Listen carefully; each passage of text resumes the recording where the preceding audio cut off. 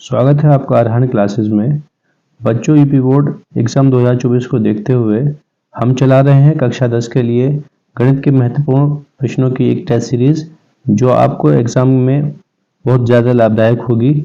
आइए शुरू करते हैं गणित का सवाल। बच्चों, आपको सवाल दिया है, किसी संख्या का 1/3 भाग 21 के बराबर है तो वह संख्या होगी। इस तरह के जो सवाल हैं बच्चों, वो बहुविकल्पीय होते हैं, यानी एक नंबर का सवाल होता है। तो इतनी बड़ी लैंग्वेज को देख के डरना नहीं होता है। इसका सिंपल सा लॉजिक है, सिंपल सा तरीका है कि संख्या दी है हमें, 1/3 का जो भाग है वो 21 के बराबर है।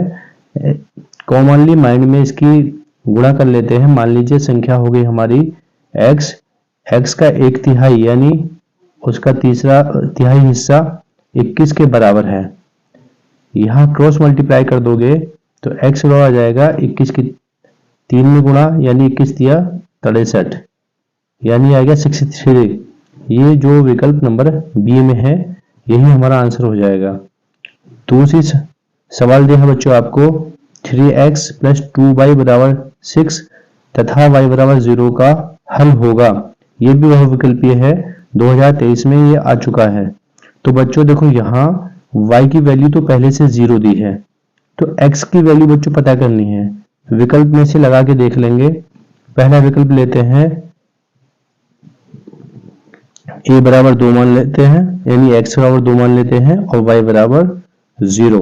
जैसे 3x + 2y = 6, यानी दोनों जो चर हमारे दिए हैं इनकी वैल्यू रख के अगर साइड बराबर आ गई तो समझ लेना कि यही हमारा ऑप्शन हो जाएगा। x को हमने 2 मान लिया प्लस 2, y की वैल्यू पहले से उन्होंने 0 दी है, बराबर 6। तो बच्चों 3 दूनी 6, 6 प्लस 2 की 0 में गुणा, यानी 0 बराबर 6, यानी 6 = 6। यानी पहले विकल्प के मान समीकरण में रखने से साइड बराबर आ गई, तो हमारा जो पहला विकल्प है वही हमारा आंसर हो जाएगा।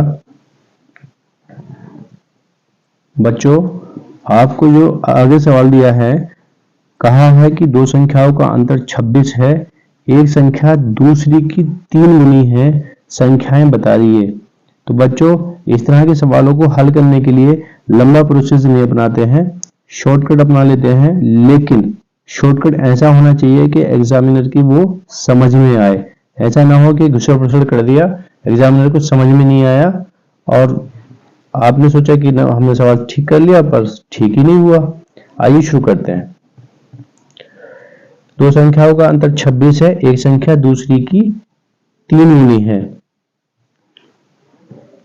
तो इसमें क्या करेंगे, जो एक संख्या है वो दूसरी की 3 गुनी है, तो यहां दूसरी संख्या मानेंगे। माना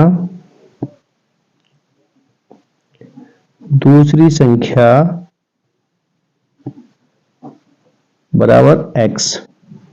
तो एक संख्या क्या हुई, एक संख्या प्रश्न के अनुसार एक संख्या दूसरी की 3 गुनी है, यानी संख्या हो गई 3x। अब हमें इस प्रश्न में दिया है दो संख्याओं का अंतर 26 है, यानी प्रश्नानुसार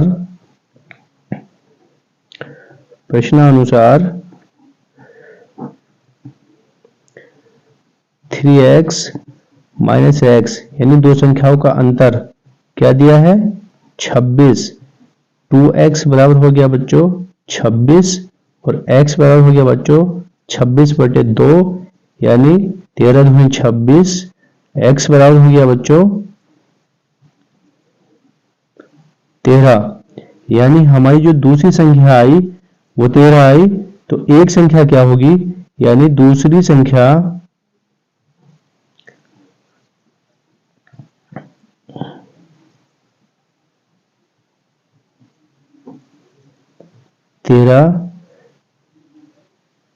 एक संख्या या पहली संख्या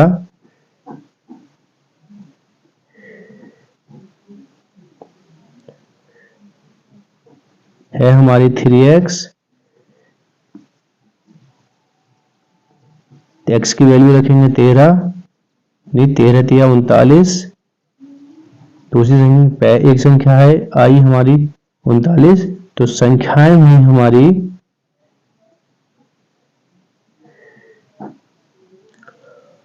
39 और 13।